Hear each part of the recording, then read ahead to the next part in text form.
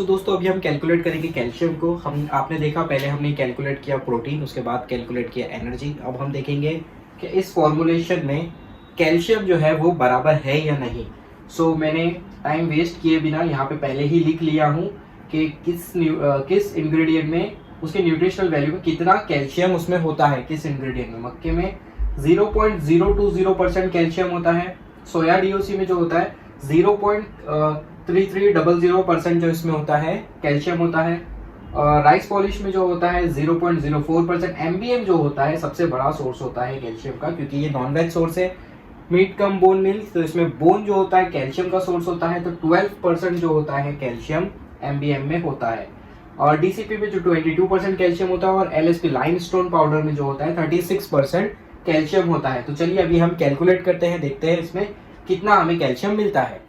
दोस्तों आप देख सकते हो मैंने इसमें लिख लिया कि इसमें से हमें कितना मिला। मक्के से हमें जो मिला ये 112 ग्राम के पास में हमें मक्के से कैल्शियम मिला। ठीक है, मक्के में काफ़ी कम मिकदार में कैल्शियम होता है।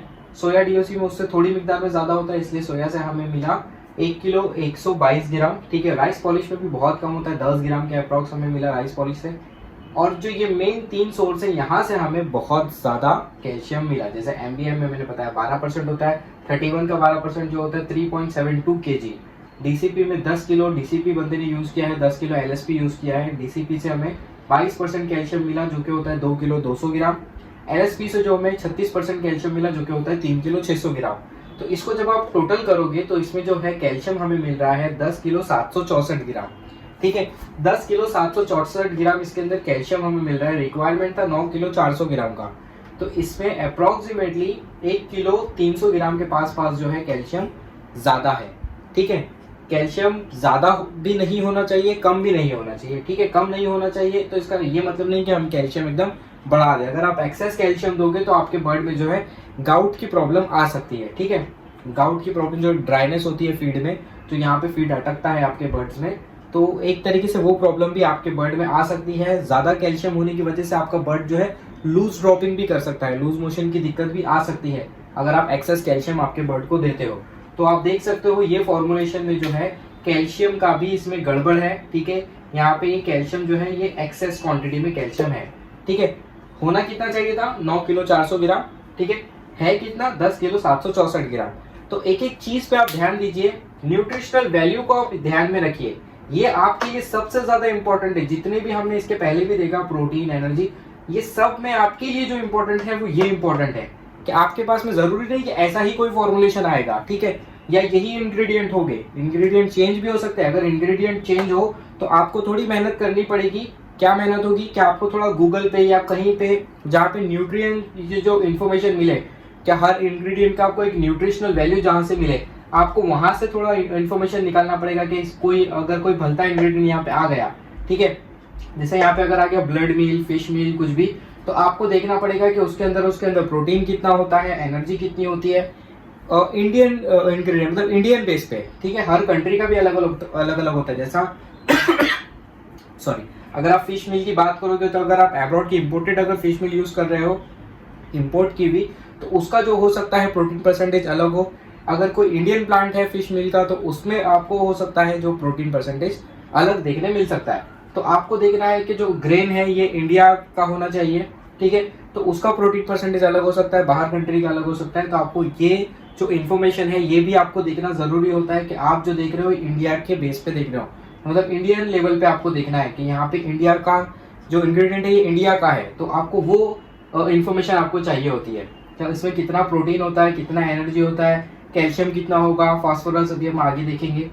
तो इस तरीके से ये भी कैलकुलेट किया जाता है। तो ये आपके लिए सबसे ज्यादा जरूरी है।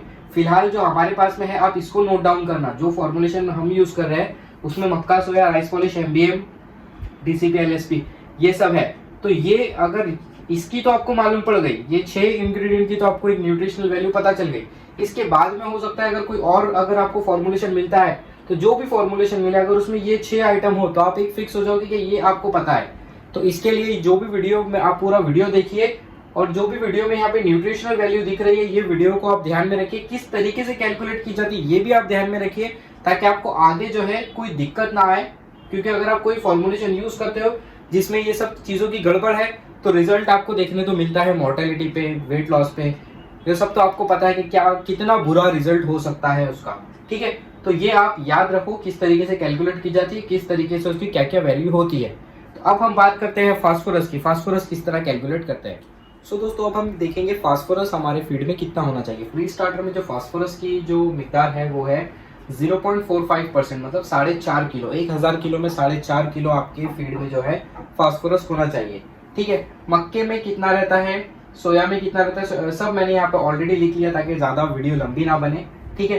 तो मक्के में रहता है 0.09%, सोया में रहता है 0.25%, राइस पॉलिश में 0.15%, एमबीएम और डीसीपी, इसमें एलएसपी जो था हमने कैल्शियम के लिए यूज करते उसमें कोई फास्फोरस नहीं होता तो हमने उसको हटा दिया।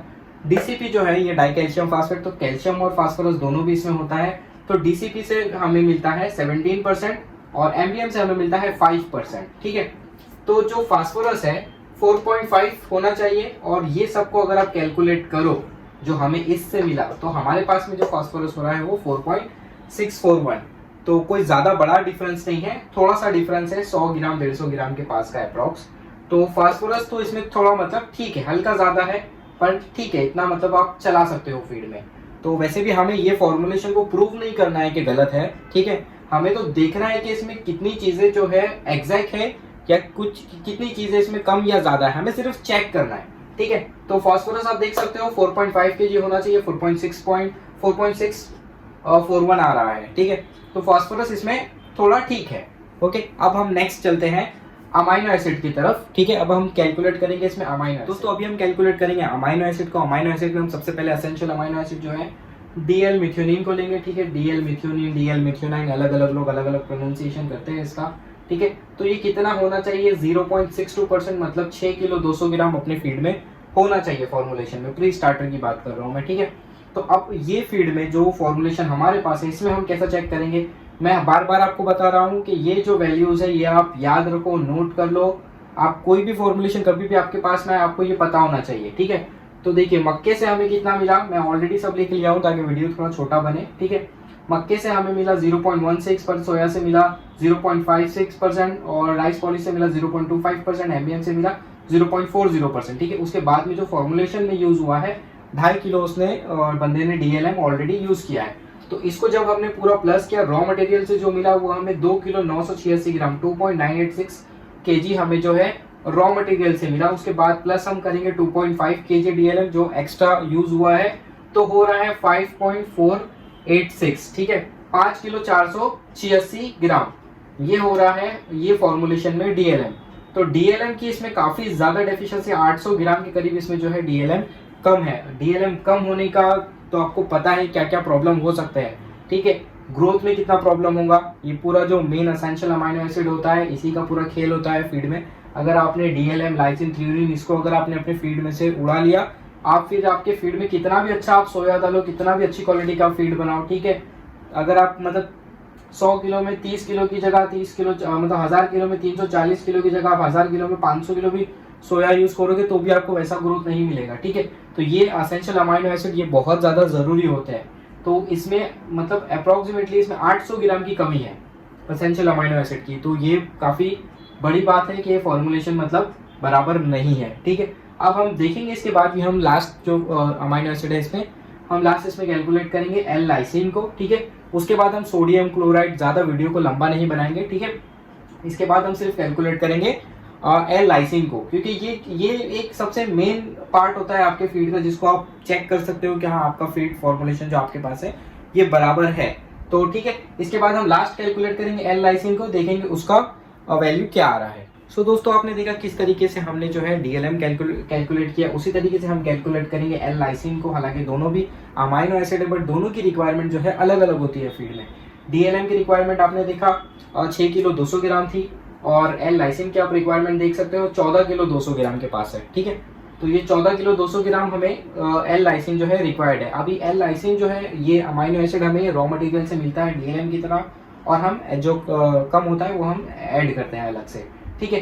तो आप देख सकते हो मैंने ऑलरेडी सब लिख लिया ताकि आपको पता है वीडियो छोटा बने, तो मैंने ऑलरेडी सब पहले ही लिख लिया है। मक्के से हमें मिला 0.25%, सोया डीओसी से हमें मिला 2.85%, राइस पॉलिश से हमें मिला 0.63%, एमबीएम से मिला 1.56%, ठीक है। तो ये जो रॉ मटेरियल से हमें मिला, इसकी टोटल वैल्यू जो हो रही है 11.72।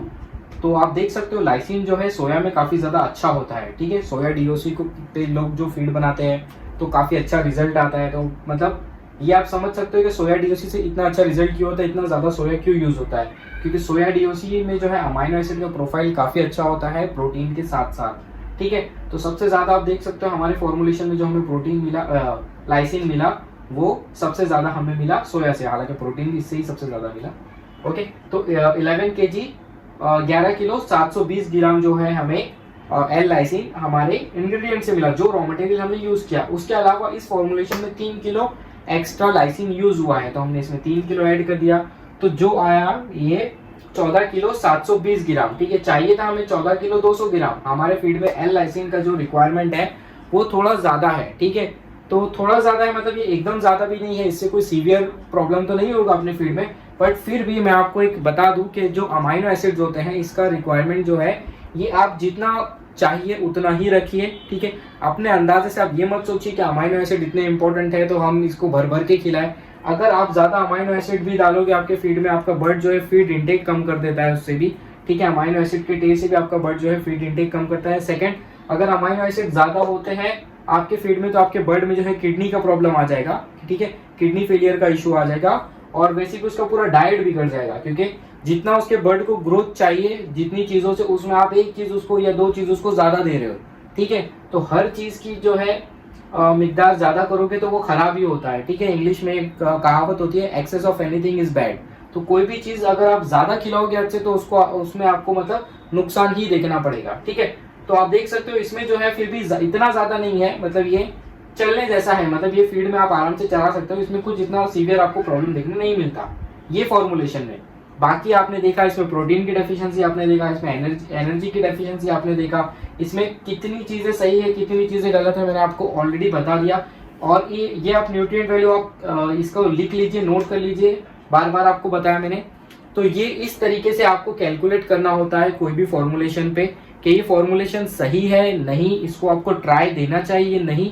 और अगर कोई फॉर्मुलेशन को अगर आपको ट्राई देना होता है सबसे पहले अपने बैच में, तो आप ट्राई कीजिए आपको उसको छोटी से छोटी क्वांटिटी पे, उसका आप पहले कुछ चिक्स जैसे 50 चिक्स को आप लीजिए आपके बर्ड में, उसको सेपरेट कीजिए, उसका वेट कीजिए, उसका वेट कितना है और उसके ऊपर आप ट्राई कीजिए। फीड नोट कीजिए कितना केजी आपने फीड खिलाया, कितना आपको रिजल्ट मिला है। सबसे पहले तो आप उसको कैलकुलेट कीजिए फॉर्मुलेशन को, अगर सही है उसके बाद भी अगर ये फॉर्मुलेशन की में मतलब जो न्यूट्रिशनल वैल्यू जो अपने को रिक्वायर्ड है उस पर अगर आपका फॉर्मूला जो आपके पास में है उस पर खरा उतरता है, मतलब वो फॉर्मुलेशन उसके ही पास है, तो आपको अगर लग रहा है कि हाँ भाई ये एकदम नजदीक है, मतलब इसको ट्राई दे सकते हैं या परफेक्ट है, तो आप कम क्वांटिटी पे ट्राई कीजिए सबसे पहले तो, ठीक है। 50 पे ट्राई कीजिए 50 बच्चों पर। उसके बाद में फीड देखिए, पहले बच्चों का वेट कीजिए, फीड कितना खिलाया वो देखिए, चार्ट देखिए कितने दिन में कितना होना चाहिए, ठीक है। ठीक है, उस हिसाब से आप उसका ग्रोथ मॉनिटर कीजिए, कुछ प्रॉब्लम आ रही है नहीं आ रही है सही है तो फिर आप उसको ज्यादा क्वांटिटी पे दे सकते हैं, ठीक है। तो इस तरीके से कैलकुलेट किया जाता है फीड फॉर्मुलेशन, ये होती है न्यूट्रिशनल वैल्यू, ठीक है। इसमें और भी बहुत सारी चीज आती है बट हमें सिर्फ एक फॉर्मुलेशन को चेक करना था, तो उस हिसाब से मैंने यहाँ पर मतलब कुछ मेन चीजें जो फॉर्मूले में सबसे ज्यादा मेन होती है, protein, energy, amino acid, calcium, phosphorus, तो ये सारी चीजों से हमने मतलब देख लिया। जितना इसको खींचेंगे उतना वीडियो लंबा बनेगा। ये वीडियो को चाहे तो हम आधे घंटे में खत्म कर सकते हैं, चाहे तो उसको 2 घंटे भी चला सकते हैं। तो हमें चाहिए जितना छोटा वीडियो बने ताकि ऑडियंस भी छोटा वीडियो समझ के अच्छे से देख ले, सब चीज सबको मतलब ये जानकारी सब तक पहुंच जाए, ठीक है। तो अगर आपको कोई फीड फॉर्मुलेशन की रिक्वायरमेंट है तो आपको यहाँ पर नंबर दिख रहा होगा स्क्रीन पर, आप ये नंबर पर व्हाट्सएप कीजिए, ठीक है। आपको फॉर्मुलेशन की डिटेल मिल जाएगी। अगर फॉर्मुलेशन मुझसे लेना है तो आप ले सकते हो, और आपके पास में ऑलरेडी कोई फॉर्मुलेशन है तो प्लीज आप ऐसा एक बार चेक कीजिए, उसके बाद ही फॉर्मुलेशन चलाइए। तो आज के वीडियो में इतना ही, मिलते हैं नेक्स्ट वीडियो में।